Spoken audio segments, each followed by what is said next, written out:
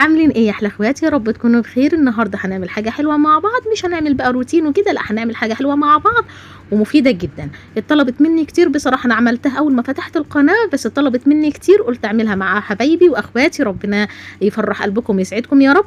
انتي قاعده كده في مكانك من غير ما تتحركي، يلا ناخد حسنات كتير. بالله عليكي بالله عليكي صلى على رسولنا الكريم عشان ربنا يكرمنا كده ويصلح حالنا وحالك. اللهم صل وسلم وبارك على سيدنا محمد وعلى اله وصحبه اجمعين. تعملي ايه يا ام البنات؟ هنعمل مفتقه. ايه ده مفتقه في الحر ده؟ صيف وشتاء شغاله معانا المفتقه. للناس اللي وزنهم خفيف كده وزنهم سفيف، حلوه مفيده مغذيه جدا. طلبت مني كتير يعني. حتى لو انت جسمك مليان، لو اكلت يعني حتى مره في الاسبوع حلوه وكلها يعني ايه فوايد. هتعمليها ازاي النهارده وايه مكوناتها؟ يلا بينا نسمي الله ونشوف طريقتها ومكوناتها ايه. تنسينيش طبعا لايكاتك الجميله واشتراكك في القناه. لو بتتفرجي عليا ولسه ما عملتيش اشتراك، انزلي بسرعه اعملي احلى اشتراك من ايدك في كلمه اشتراك باللون الاسود، اضغطي عليها عشان عيلتي التانيه تنور بيكي قلب اختك. معانا 3 كيلو عسل اسود، يبقى 3 كيلو عسل اسود هياخدوا كوبايه كبيره اللي هي الشوب بتاع العصير فول سوداني. يبقى كوبايه كبيره فول سوداني اللي هي كوبايه العصير الكبيره، وكوبايه زيها برضو سمسم، وكوبايه زيهم سمسم. عندك بقى فستق، لوز، عين الجمل، الحاجات القمر دي، الحاجات المغذيه والمفيده دي يا سيدي على الجمال وعلى الطعامه. احنا معانا الفول السوداني والسمسم، كوبايات اللي هي الكبيره بتاعه العصير، واي مكونات تانية هنضيفها هنعايرها بالكوبايات المج بتاعه الشاي العاديه. معانا كوبايه زيت، كوبايه زيت سمن او زبده، لا لان السمن او الزبده هتتجمد في العسل، لا احنا هنعاير بالزيت، هنستخدم الزيت. يبقى كوبايه زيت، نص كوبايه دقيق، يبقى نص كوبايه دقيق، نص كوبايه حلبه محوجه. هتروحي العطار، دي بتتجاب من العطار، هتروحي العطار تقولي له عايزه حلبه محوجه او مغات اللي انت حابه. ايه ده يا ولادي الشاشه غمقت كده ليه؟ التليفون بيعملها معايا. الله يسامحك. يلا ايوه ظبطت كده، ايوه كده. بالمحوجه دي حلبه بيضيف لها العطار يعني مكونات كده وبيطحنها، بتبقى مشروب حلو جدا. بتعمليه بقى بالسمنه البلدي بيتشرب جميل جدا. والمغاد ده برضو العطار بيبقى عنده عشب كده بيضيف له يعني مكونات كده وبيضربوا كده وبيخلطوا مع بعض، وبتبقى مغاد حلوه جدا لست الوالده اللي ضيوفه اللي بيجي يباركوا لها. مشروب حلو يتعمل بالسمنه البلدي بألف هنا وشفا. كده معلقه صغيره ملح ليمون، لو انت هتبقى عندك هتقعد مده ضيفي لها الماده الحافظه اللي هي ملح ليمون. لو انت هتاكلوها بسرعه ومش هتقعد عندك خلاص ما تضيفلهاش.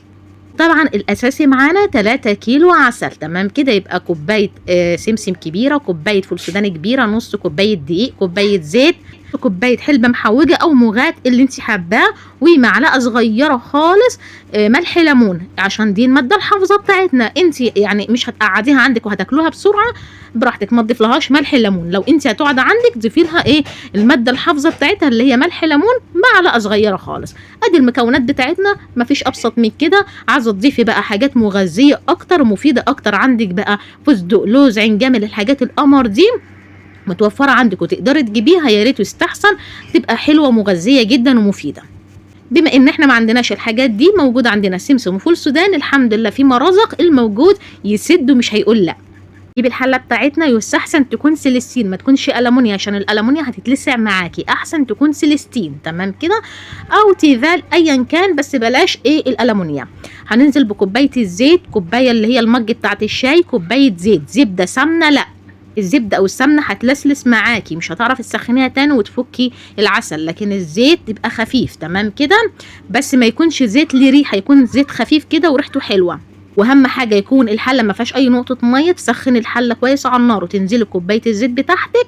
وبعد كده هننزل بايه؟ ننزل بنص كوبايه دقيق، بس لما ايه الزيت يسخن. طب احنا ليه مش هننزل بالفول السوداني ولا السمسم؟ انا عندي الفول السوداني والسمسم متحمرين. انت لو عندك الفول السوداني او السمسم ابيض، انزلي الاول بالفول السوداني، ما تنزليش بالسمسم عشان السمسم روحه خفيفه حلا بيتحمر. لو انت عندك الفول السوداني ابيض انزلي بالفول السوداني الاول، بعد كده الدقيق. بس انا عندي الفول السوداني متحمر عشان كده انا نزلت بالدقيق الاول، تمام كده. لو عندك الفول السوداني ابيض انزلي بيه الاول بعد كده الدقيق، تمام كده. لو عندك متحمر زي كده انزلي بالدقيق الاول. قلبي قلبي، ما تسيبيش ايدك خالص منها في اللحظه دي عشان الزيت سخن طبعا، والدقيق ايه ما يتلسعش معاكي. خلي ايدك فيها كده زي ما انت شايفه كده، قلبي بسرعه بسرعه بسرعه عشان ما فيش حاجه تتلسوع. قلبي قلبي، هي دوبك ايه تقلبتين كده، وبعد كده هننزل على طول عليها ايه بكوبايه الفول السوداني الكبيره. بعد الدقيق على طول وراها الفول السوداني، تمام كده. وبرده تديها تقليبه، خلي كل حاجه ريحتها تطلع في قلب ايه الحله، ما تنزليش كله ورا بعض، لا خلي كل حاجه ايه ريحتها كده تفحفح وتطلع. ضيف لها كمان نص كوبايه فول سوداني عشان احنا عايزينها تبقى ايه كلها كده فول سوداني وسمسم، انت بتاكلي كده بيبقى كلها ايه مكسرات يعني.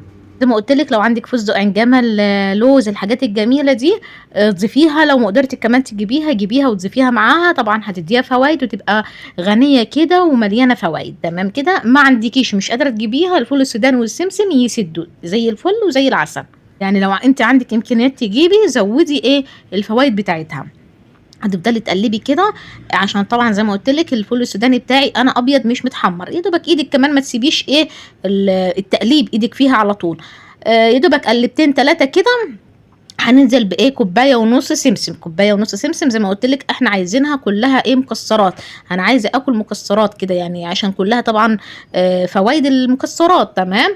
ادي كوبايه ونص سمسم، تمام. وايدك طبعا فيها ما تسيبيش ايدك عشان كمان السمسم حتى لو ابيض روحه خفيفه، يعني اول ما بيشم النار بتلاقيه حالا لونه اتغير، تمام كده.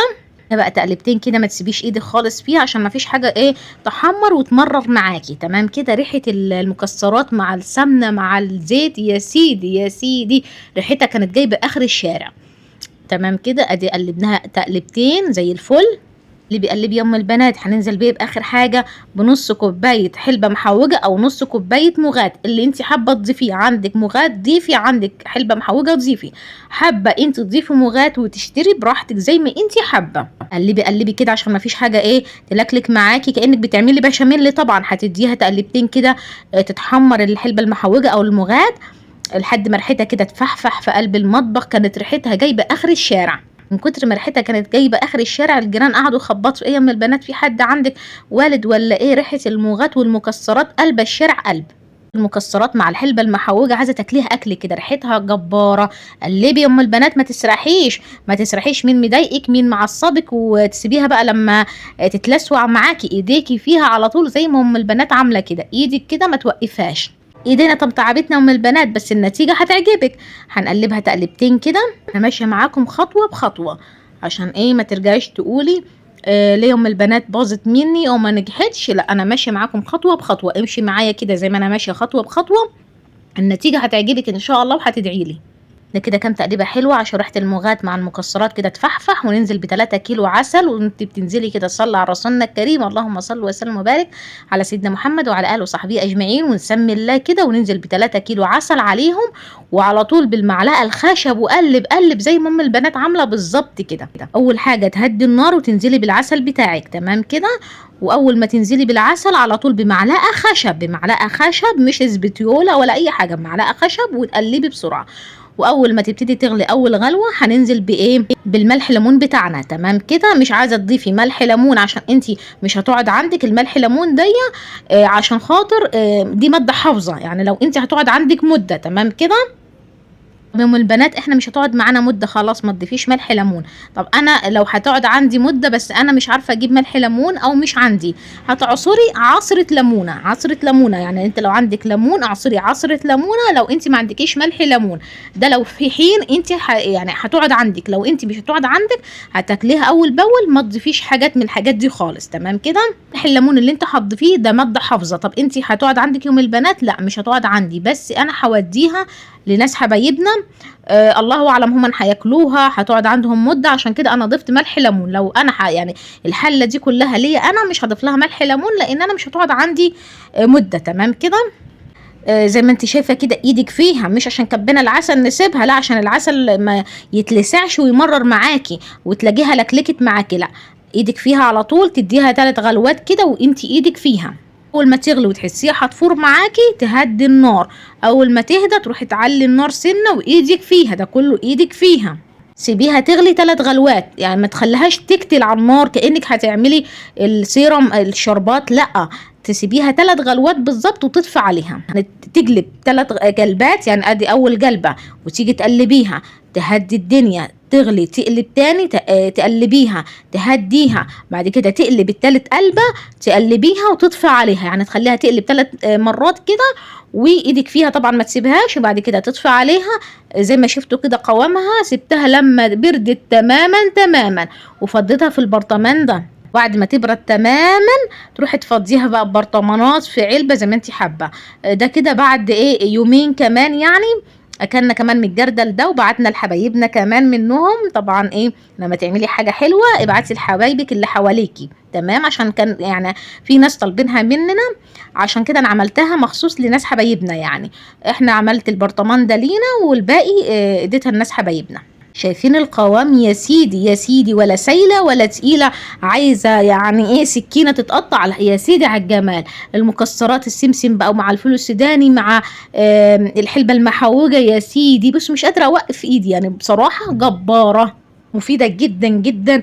لو انت عندك اطفالك جسمهم رفيع، انت جسمك رفيع، اي حد جسمه سمباتيك كده ورفيع وعنده انيميا، ياكل كده الصبح سندوتش منها، بالليل سندوتش يا سيدي على الجمال. ياكل منها شهر كده تلاقيه ايه الباب مش هيدخله.